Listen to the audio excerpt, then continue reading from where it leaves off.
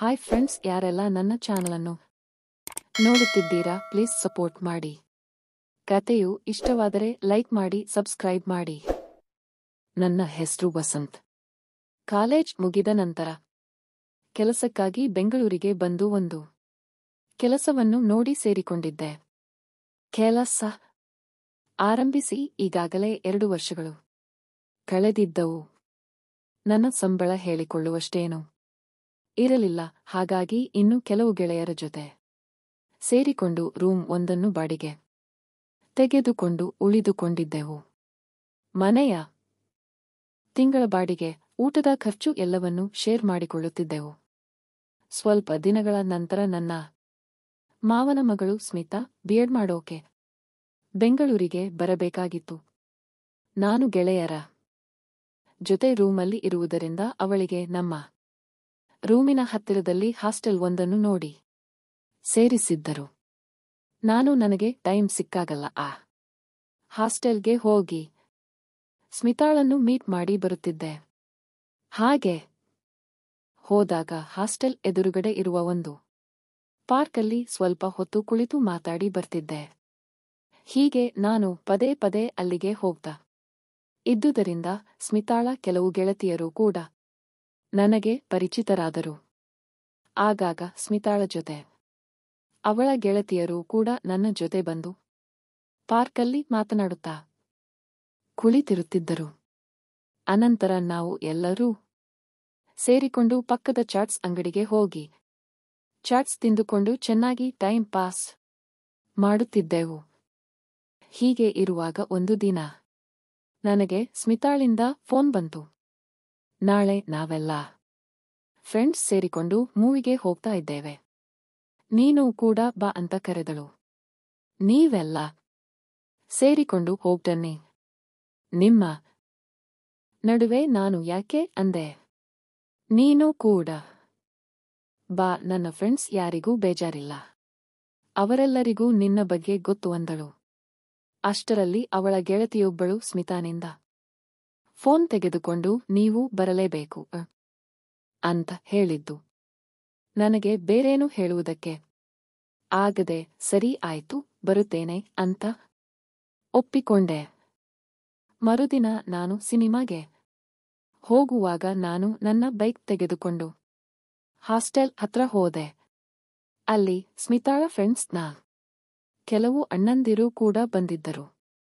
ಸ್ಮಿತಾ ನನ್ನ ಬೈಕಲ್ಲಿ ಕುಳಿತುಕೊಂಡಳು. ಹಾಗೆ ಎಲ್ಲರೂ ಒಂದೊಂದು ಬೈಕಲ್ಲಿ ಕುಳಿತುಕೊಂಡು ಥಿಯೇಟರ್ ಕಡೆ ಹೊರಟಿ.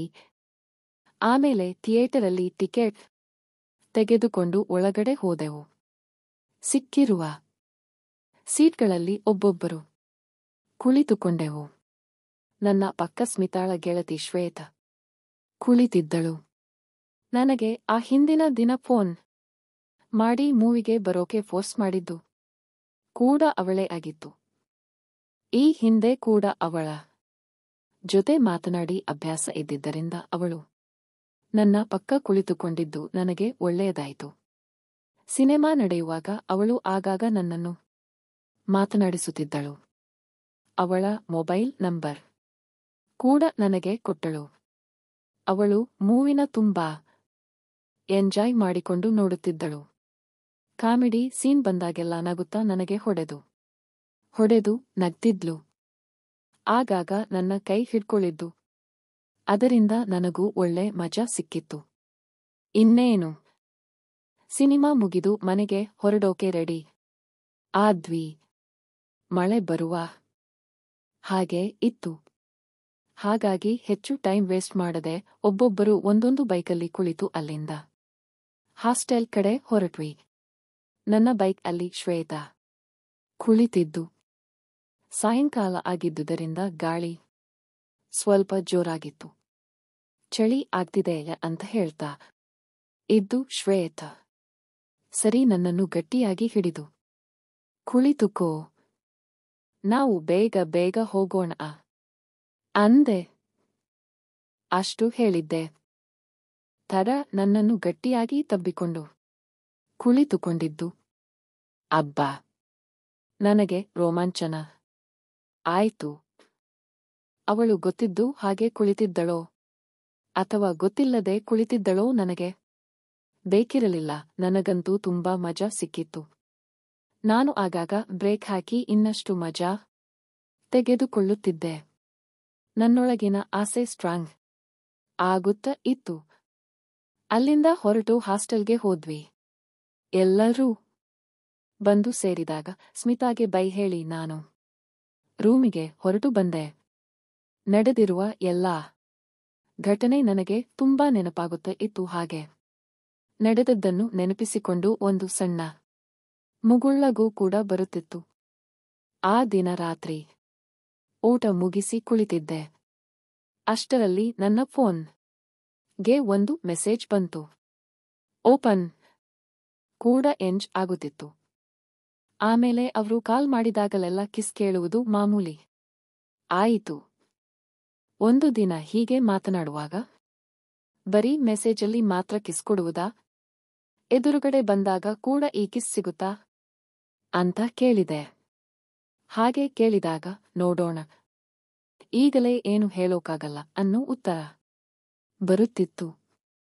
ನಾನು ಕೂಡ ಅವಕಾಶಕ್ಕಾಗಿ ಕಾಯುತ್ತಾ ಸುಮ್ಮನಿರುತ್ತಿದ್ದೆ.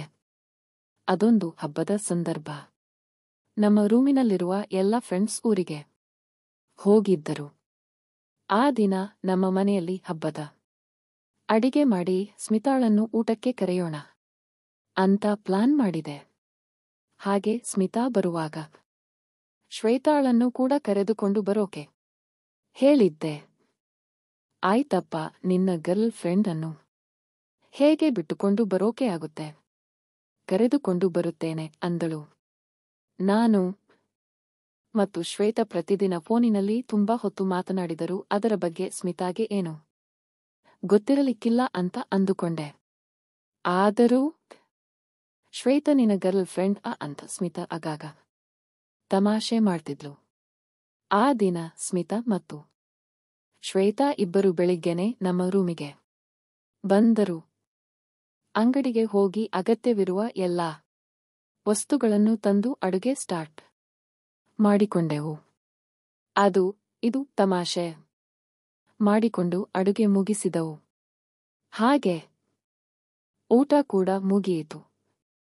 ಸ್ಮಿತಾ ನನಗೆ ನಿದ್ದೆ ಬರ್ತಾ ಇದೆಯಾ ಅಂತ ಹೇಳಿ ರೂಮಲ್ಲಿ ಮಲಗೋಕೆ ಹೋದಳು.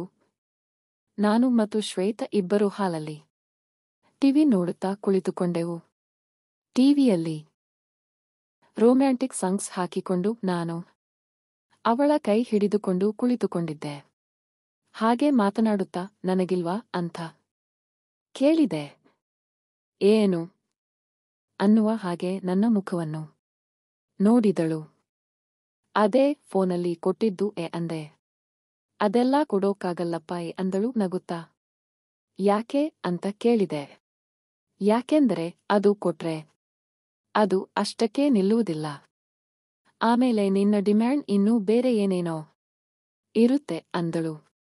ಇಲ್ಲ, ಜಾಸ್ತಿ ಡಿಮ್ಯಾಂಡ್ ಮಾಡಲ್ಲ, ನೀನು ಕೊಟ್ಟಿದ್ದನ್ನು ಮಾತ್ರ ತೆಗೆದುಕೊಳ್ಳುತ್ತೇನೆ ಅಂದೆ. ಅದು ನಿನ್ನನ್ನು ನಂಬೋಕಾಗಲ್ಲ, ಬೇಕಿದ್ರೆ ಕಣ್ಣು ಮುಚ್ಚಿಕೋ, ಒಂದನ್ನು ಮಾತ್ರ ಕೊಡುತ್ತೇನೆ ಅಂದಳು.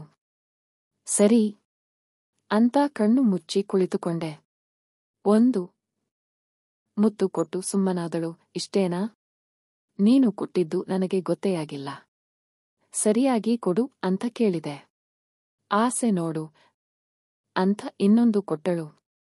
ಅದು ಹಾಗಲ್ಲ, ಕೊಡುವುದು ನಿನಗೆ ಸರಿಯಾಗಿ ಮುತ್ತು ಕೊಡುವುದಕ್ಕೂ ಬರೋದಿಲ್ಲ ಅಂತ ಹೇಳುತ್ತಾ ನಾನು ಅವಳನ್ನು ಹಿಡಿದ ಜೋರಾಗಿ ಒಂದು ಕಿಸ್ ಕೊಟ್ಟೆ.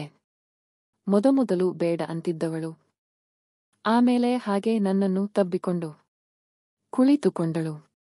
ನಂಗೂ ಸ್ವಲ್ಪ ಧೈರ್ಯ ಬಂತು. ಹಾಗೆ ಇಬ್ಬರೂ ಒಬ್ಬರಿಗೊಬ್ಬರು ಒರಗಿಕೊಂಡು ಟಿವಿ ನೋಡುತ್ತಾ ಕುಳಿತಿದ್ದೆವು. ಸ್ಮಿತಾ ಬರಬಹುದು, ಜಾಗೃತೆ ಅಂದಳು. ಅಂದರೆ ಇವಳಿಗೆ ಇನ್ನೂ ಮುಂದುವರೆಯುವ ಮನಸ್ಸಿದೆ ಅಂತ ನನಗೆ ಗೊತ್ತಾಯಿತು. ಆ ಬಗ್ಗೆ ಯೋಚನೆ ಬೇಡ ಅಂತ ಹೇಳಿ ಸ್ಮಿತಾ ಮಲಗಿರುವ ರೂಮಿನ ಡೋರ್ ಹೊರಗಡೆಯಿಂದ ಲಾಕ್ ಮಾಡಿದೆ. ಅದನ್ನು ನೋಡಿದ ಶ್ವೇತ್, ಏನೇನ್ ಪ್ಲಾನ್ ಇದೆ ರಾಯರದು ಅಂತ ಕೇಳಿದಳು. ಅದೆಲ್ಲ ಪ್ಲಾನ್ ಮಾಡಿ ಹೇಳೋಕಾಗಲ್ಲ. ಅವಕಾಶ ಸಿಗುವುದೇ ಅಪರೂಪ ಅಂದೆ ಅವಳನ್ನು ತಬ್ಬಿಕೊಂಡು. ಬೆನ್ನೆ ಮೇಲೆ ಕೈಯಿಂದ ಸವರುತ್ತಾ ಬಂದನ. ಎಲ್ಲಿದೆ ಅಂತ ಹುಡುಕುತ್ತಿದ್ದೆ. ಏನನ್ನು ಹುಡುಕ್ತಾ ಇದ್ದೀಯಾ ಕಳ್ಳ ಅಂತ ಕೇಳುವಾಗಲೇ ನಾನು ಅದರ ಲಾಕ್ ಅನ್ನು ಬಿಡಿಸಿದ್ದೆ. ನನ್ನ ಅದೃಷ್ಟವನ್ನು ನನಗೆ ನಂಬಲಾಗಲಿಲ್ಲ. ಅವಳು ನನ್ನ ವಶವಾಗಿ ನಾಚಿಕೊಂಡು ನನ್ನೆದುರಿಗೆ ಇದ್ದಳು. ಆ ನಂತರ ಎಲ್ಲವೂ ಅದರ ಪಾಡಿಗೆ ನಡೆದು ಹೋಯಿತು. ಮೊದಲ ಬಾರಿಗೆ ವಿಶೇಷ ಅನುಭವವೊಂದು ನಮ್ಮಿಬ್ಬರಿಗೂ ಸಿಕ್ಕಿತ್ತು. ಎಲ್ಲ ಮುಗಿದ ಮೇಲೆ ನಾನು ಡೋರ್ ಲಾಕ್ ತೆಗೆದು ಬಂದು ಕುಳಿತೆ. ನಾವಿಬ್ಬರೂ ಏನೂ ನಡೆಯದೇ ಇದ್ದವರ ಹಾಗೆ ಕುಳಿತಿದ್ದೆವು. ನಮ್ಮ ಕಾರ್ಯಕ್ರಮ ಮುಗಿಯಲಿ ಅಂತ ಕಾಯುತ್ತಾ ಕುಳಿತಿರುವ ಹಾಗೆ ಆ ಸಮಯಕ್ಕೆ ಸರಿಯಾಗಿ ಸ್ಮಿತಾ ಅಲ್ಲಿಗೆ ಬಂದಳು. ಏನು ಮಾಡ್ತಾ ಇದ್ದೀರಿ ಇಬ್ಬರು ಸೇರ್ಕೊಂಡು ಅಂತ ಕೇಳಿದಳು.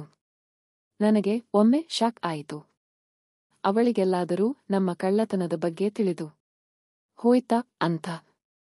ಏನು ಮಾಡೋಕಾಗುತ್ತೆ, ನಾವಿಬ್ಬರೂ ಸುಮ್ಮನೆ ಟಿವಿ ನೋಡ್ತಾ ಇದ್ದೆವು ಅನ್ನುತ್ತಾ ಶ್ವೇತಾ ಅಲ್ಲಿಂದ ಎದ್ದು ಹೋದಳು. ಆಗ ಸ್ಮಿತಾ ನನ್ನ ಹತ್ತಿರ ಬಂದು ನನ್ನ ಕಿವಿಯಲ್ಲಿ ನೀನು ಕಮ್ಮಿಯಿಲ್ಲ ಅಂತ ಹೇಳಿ ಹೋದಳು.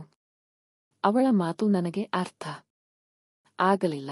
ಆಮೇಲೆ ವಿಚಾರಿಸಿಕೊಂಡರಾಯ್ತು ಅಂತ ಸುಮ್ಮನಾದೆ. ಸ್ನೇಹಿತರೆ, ಕತೆ ಕೇಳಿದ್ದಕ್ಕೆ ಧನ್ಯವಾದಗಳು. ದಯವಿಟ್ಟು ಲೈಕ್ ಮಾಡಿ, ಸ್ನೇಹಿತರೊಂದಿಗೆ ಹಂಚಿಕೊಳ್ಳಿ, ಸಬ್ಸ್ಕ್ರೈಬ್ ಮಾಡಿ. ಮುಂದಿನ ಕತೆಯಲ್ಲಿ ಮತ್ತೆ ಸಿಗೋಣ. ಧನ್ಯವಾದಗಳು.